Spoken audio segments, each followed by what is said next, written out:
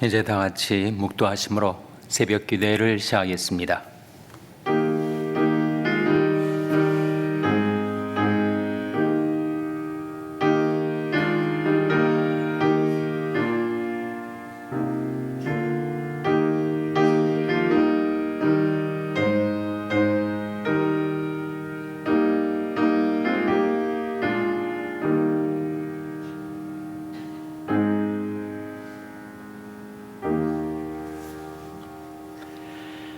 형제들아, 사람이 만일 무슨 범죄한 일이 드러나거든 신령한 너희는 온유한 심령으로 그러한 자를 바로잡고 내 자신을 돌아보아 너도 시험을 받을까 두려워하라. 너희가 짐을 서로 지라. 그리하여 그리스도의 법을 성취하라. 만일 누가 아무것도 되지 못하고 된 줄로 생각하면 스스로 속임이니라. 각각 자기 일을 살피라. 그러면 자랑할 것이 자기에게만 있고 남에게는 있지 아니하리니 각각 자기 짐을 질 것임이니라. 아멘. 하나님 아버지, 감사합니다. 오늘도 저희에게 생명을 주시고 새날을 주시고 새 아침을 주신 것을 감사드립니다. 하나님께 나와 경배드리며 감사와 영광을 우리 하나님께 돌릴 수 있게 해주신 것을 감사드립니다. 하나님, 저희들이 이 땅에 사는 날 동안에 저희들이 원하는 대로 뜻한 대로 되지 않아도 낙심치 않고 주만 따라가게 하여 주시옵소서. 너희는 주 그리스도를 섬기느니라 말씀하신 대로 오직 주님만을 섬기며 살아가는 저희들의 복된 인생이 되게 하여 주시옵소서.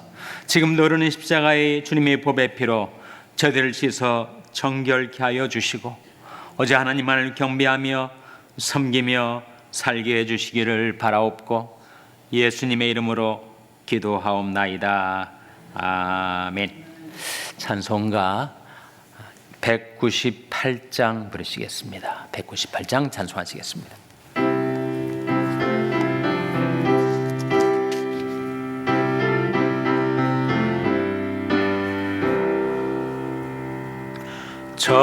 정결하게 하는 셈이 나의 앞에 있도다. 성령께서 권고하되 죄 씻으라 하시네. 찬양하리 찬양하리 죽임 당한 어린 양 주께 영광 돌리어라. 우리 죄를 씻어주셨네. 나가는 길 비록 좁고 내 뜻대로 안 돼도 모든 욕심 다 버리고 주만 따라가겠네. 찬양하리 찬양하리 죽임 당한 어린 양 주께 영광 돌리어라. 우리 죄를 씻어주셨네. 나의 마음 제단 위에 불길같이 타도다. 영원토록 찬양하며 주께 영광 돌리리.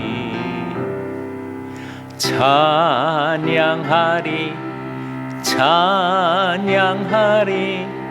죽임 당한 어린 양 주께 영광 돌리어라. 우리 죄를 씻어주셨네. 감사하신 주의 은혜 나를 영접하셨네. 내가 지은 모든 죄와 험을 용서하셨네. 찬양하리 찬양하리 죽임 당한 어린 양. 주께 영광 돌리어라. 우리 죄를 씻어주셨네. 성부 하나님께 영광, 성자 예수께 영광, 성령님께 크신 영광 돌려보낼지어다.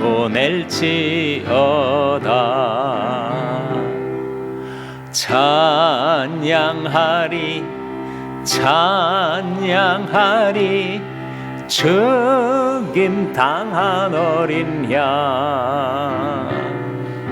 주께 영광 돌리어라.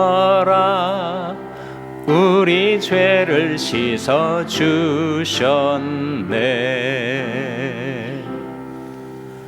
아멘. 하나님의 말씀은 마태복음 18장 15절에서 20절의 말씀입니다. 신약성경 36면 마태복음 18장 15절에서 20절의 말씀을 찾아서 교독하시겠습니다. 마태복음 18장 15절에서 20절의 말씀입니다. 내 형제가 죄를 범하거든 가서 너와 그 사람과만 상대하여 권고하라. 만일 들으면 내가 내 형제를 얻은 것이요, 만일 듣지 않거든 한두 사람을 데리고 가서 두세 증인의 입으로 말마다 정참케 하라. 만일 그들의 말도 듣지 않거든 교회에 말하고, 교회의 말도 듣지 않거든 이방인과 세리와 같이 여기라. 진실로 너에게 이르노니 무엇이든지 너희가 땅에서 매면 하늘에서도 매일 것이요, 무엇인지 땅에서 풀면 하늘에서도 풀리리라. 다 같이 읽으시겠습니다. 진실로 다시 너에게 이르노니 너희 중에 두 사람이 땅에서 합심하여 무엇인지 구하면 하늘에 계신 내 아버지께서 죄를 위하여 이루게 하시리라. 20절, 두세 사람이 내 이름으로 모인 곳에는 나도 그들 중에 있느니라. 아멘. 할렐루야. 서로의 평강의 복을 기원하는 마음으로 샬롬, 서로를 축복하시고 인사 나누시기 바랍니다. 샬롬. 샬롬.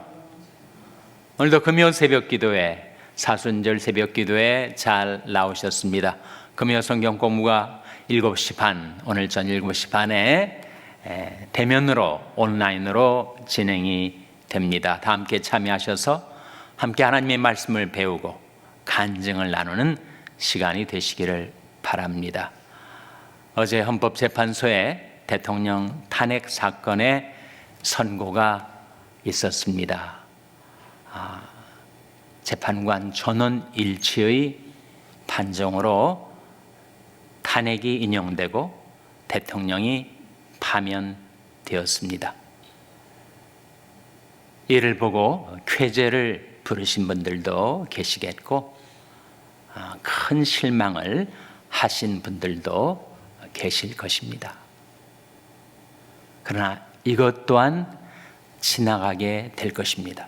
로마서 말씀에 우리가 알거니와 하나님을 사랑하는 자 곧 그 뜻대로 부르심을 입은 자들에게는 모든 것이 합력하여 선을 이루느니라.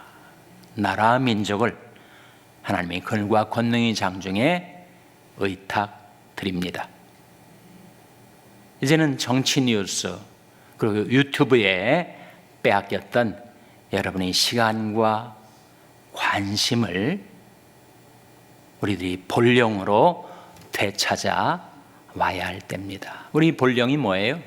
이리 결국을 다 들었으니 하나님을 경외하고 그 명령을 지킬지어다. 이것이 사람의 본분이니라 하셨죠. 주 너희 하나님께 경배하고 다만 그를 섬기라. 그것이 우리에게 주어진 영원한 명령입니다. 정치에 빼앗겼던 우리들의 일상을 되찾아와서 너희는 주 그리스도를 섬기느니라 하신 말씀대로 무슨 일을 하든지 마음을 다하여 죽게 하듯 하고 사람에게 하듯 하지 말라. 이는 유업의 상을 주께 받을 줄 알미니 너희는 주 그리스도를 섬기느니라. 오늘 본문 말씀 마태복음 18장 15절 말씀 우리 같이 읽겠습니다. 시작. 내 형제가 죄를 범하거든 가서 너와 그 사람과만 상대하여 권고하라. 만일 들으면 내가 내 형제를 얻은 것이요. 우리가 살다 보면 갈등이 생길 때가 있죠. 인간관계에서도 그렇고 심지어 가정에서도 그렇고 교회에서도 그렇고 갈등이 생겨날 때 어떻게 그 갈등을 해결해 갈 수가 있는가? 그것을 우리에게 가르쳐주는 말씀이에요. 만일 누가 범죄한 일이 드러날 때, 죄를 지었을 때, 또 그가 나에게 죄를 지었을 때 어떻게 해야 되는가? 내가 가서 너와 그 사람과만 상대해서 1대1로 개인과 개인 사이에 그 문제를 풀라. 너와 그 사람과만 상대하여 권고하라. 만일 그가 들으면 내가 내 형제를 얻은 것이다. 이렇게 말씀하고 있죠. 문제가 생겼을 때, 갈등이 생겼을 때, 갈등이 생겨난 그 개인과 개인 사이에 대화를 하는 것, 그것이 문제의 해결의 시발이다 하는 것이요. 근데 대화가 잘 안 되고 그리고 갈등이 해결이 안 돼서 끝내 그 사람이 말을 듣질 않으면 어떻게 해야 되는가? 한두 사람을 데리고 가라는 거죠. 혼자 가지 말고 한두 사람을 데리고 가서 그 하는 말마다 증참케 하라. 그러니까 두세 증인의 증거를 확인하라 하는 거죠. 1대1로 얘기가 되지 않으면 한두 사람을 데리고 와서 그들이 증인이 돼가지고 진행되는 대화, 그 말에 증참케 하라 이렇게 말씀하고 있습니다. 그런데 그것도 듣질 않으면 어떻게 하는가? 교회에다 말하라. 온 교회가 그 일에 대해서 판단을 하도록 하라.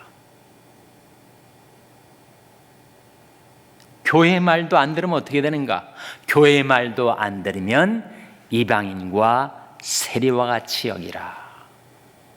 그것이 갈등 해결의 단계라는 겁니다. 갈등이 생겼을 때 개인과 개인 1대1로 너와 그 사람 사이에 그 문제를 해결하도록 하고, 그것이 되지 않을 때는 한두 사람을 데리고 와서 말마다 증참케 하고 증인이 있도록 하고, 그것도 듣질 않으면 온 교회에 말하고, 교회의 말도 교회의 권면도 듣질 않으면 그것은 이방인이나 세리와 같이 여기라. 각 단계별로 강도가 세워지지만, 그러나 첫 단계에서 문제가 풀리고 갈등이 해결되는 것이 중요하죠. 갈라디아서 6장 1절 말씀에 같이 읽겠습니다. 갈라디아서 6장 1절 말씀 같이 읽겠습니다. 시작. 형제들아, 사람이 만일 무슨 범죄한 일이 드러나거든 신령한 너희는 온유한 심령으로 그러한 자를 바로잡고 내 자신을 돌아봐 너도 시험을 받을까 두려워하라. 형제들아, 만일 누가 범죄한 일이 드러날 때, 살다 보면 그렇게 되는 일이 있지 않습니까? 누가 범죄한 일이 드러나게 될 때 그때 어떻게 돼야 하는가? 신령한 너희는 어떠한 심령으로 그러한 자를 바로잡아라 했습니까? 이게 중요한 키워드가 나오는데 어떠한 심령으로라고요? 온유한 심령으로. 신령한 너희는 온유한 심령으로 그러한 자를 바로잡아라. 누가 범죄했다고 내가 격분해 가지고 그를 정죄하고 그를 거부하면 전혀 문제 해결이 되질 않습니다. 그를 정죄하고 그와 영원히 단절하는 것이 목표가 아니지 않습니까? 어떻게 해서든지 그를 회복시키고 세우는 것이 우리들의 목표라면 신령한 너희는 온유한 심령으로 그러한 자를 바로잡아라. 내가 온유하지 못하면 그가 회복될 수 있는 기회가 사라질 수가 있으니 온유한 심령으로 그러한 자를 바로잡고 그 다음에 너도 시험을 받을까 두려워하라. 인간은 다 연약해서 그렇게 시험에 들고 범죄할 가능성이 누구나 다 농후하니 너는 온유한 심령으로 그를 바로잡고 내 자신을 돌아보아 너도 시험을 받을까 두려워하라. 그것이 성경이 우리에게, 우리 크리스찬들에게 갈등을 해결하고 문제를 해결하고 그리고 회복과 화평을 이루는 과정에 우리가 어떻게 행할 것을 일러주는 말씀인데 여기에 키워드는 온유한 심령입니다. 내가 화가 나서 내가 분격해서 내 마음이 격동돼 가지고 아무리 옳은 말을 해도 그는 듣질 않습니다. 나나거나 피장파장 똑같이 시험을 받을 수 있고 죄를 지을 수 있고 범죄한 일이 드러날 수가 있는 차임을 알고 내가 그의 처지 그 입장에 선 것처럼 나라면 내가 그 자리에 있다면 나를 지적해 주는 사람이 어떻게 나를 권면해 줄지를 기대할 그대로 그렇게 온유한 심령으로 그를 대하라. 그런 말씀이죠. 하나님이 우리에게 권세를 주실 때가 있습니다. 그 권세는 결코 상대방을 허물기 위해서가 아니라 세우기 위해서 주시는 것이다 하는 말씀이 고린도서 10장 8절에 나와요. 같이 읽겠습니다. 시작. 주께서 주신 권세는 너희를 파려고 하신 것이 아니요 세우려고 하신 것이니 내가 이에 대하여 지나치게 자랑하여도 부끄럽지 아니하리라. 주께서 주신 권세는 너희를 파려고 주신 것이 아니라 못하려고 주신 거라고요? 세우라고 주신 것이다. 그래서 누군가가 문제를 일으키고 잘못을 저질렀을 때 그때 그를 세우는 권세를 우리에게 주셨는데 그 권세를 가지고 상대방을 허물어뜨리면 그것은 권세를 주신 분의 뜻대로 하는 것이 아니다. 우리에게 주신 모든 권세는 바로 세우려고 주신 것이다. 그 권세를 어떻게 써야 할지를 우리에게 일깨워주는 말씀 아닙니까? 교회의 질서를 세워가는 데 있어서 사실은 장로교인들이 제일 좋아하는 말씀이 고린도전서 14장 30절 말씀이에요. 화면에 같이 읽겠습니다. 시작. 모든 일을 적당하게 하고 질서대로 하라. 모든 일을 어떻게 하라고요? 적당하게 하라. 적법하게 하라. 적절하게 하라. 지나치지 말라. 과도하게 하지 말라. 모든 일을 적당하게 하고 질서대로 하라. 이것이 개인과 개인의 관계에서의 갈등, 또 가정에서의 갈등, 교회에서의 갈등을 해결하는 길입니다. 모든 일을 적당하게 하고 질서대로 하라. 근데 여기에서 그 모든 갈등 해결의 첫 단추를 바로 깨는 것이 중요한데, 누가 나한테 잘못을 저질렀다, 나한테 죄를 지었다 했을 때, 그때 사람들은 보통 이렇게 반응을 합니다. 그 사람이 잘못을 저질렀으니 그가 먼저 나를 찾아와서 나한테 사과해야지. 그 사람이 나한테 찾아오기를 우리는 기다립니다. 근데 그 사람은 깨닫지 못하기 때문에 언제까지든지 찾아오질 않아요. 나 혼자 마음 상하고 괴로워하지만 그 사람은 전혀 생각도 없이 문제의식도 없이 그냥 혼자서 편하게 살아갑니다. 그래서 누가 내게 죄를 범하거든 성경 말씀이 네가 먼저 가서 그 사람을 찾아가라. 그 사람이 찾아올 때를 기다리면서 우라병에 빠지지 말고, 누가 내게 범죄하거든, 잘못을 저지르거든, 그 사람이 찾아와서 사과할 것을 기다리지 말고 내가 먼저 그를 찾아가라. 왜 찾아가는 거예요? 반격하려고, 응수하려고, 안갚음을 하려고 찾아가는 것이 아니지 않습니까? 가서 내가 그와 대화를 나누라, 권면하라, 그를 세우기 위해서, 그를 회복시키기 위해서, 그를 돌이키도록 하기 위해서 내가 먼저 가서 그와 대화를 나누고 권면하라. 그래서 만일 그가 들으면 1대1의 대화를 통해서 그가 깨닫고 돌이키면 사실은 것이 가장 그를 돌이키게 할 수 있는 그런 적절한 기회입니다. 사람은 자기 입장을 완강하게 유지하라는 경향이 있기 때문에 그 1대1의 대화가 3대1의 대화가 되고 또 교회와 그 사람과의 대화가 되면 그는 자발적으로 돌이키질 않아요. 공개적이 될수록 더 완강하게 고집을 부리기가 쉬우니 너와 그 사람과의 인격적인 관계 속에서 그를 온유한 마음으로 권면하라.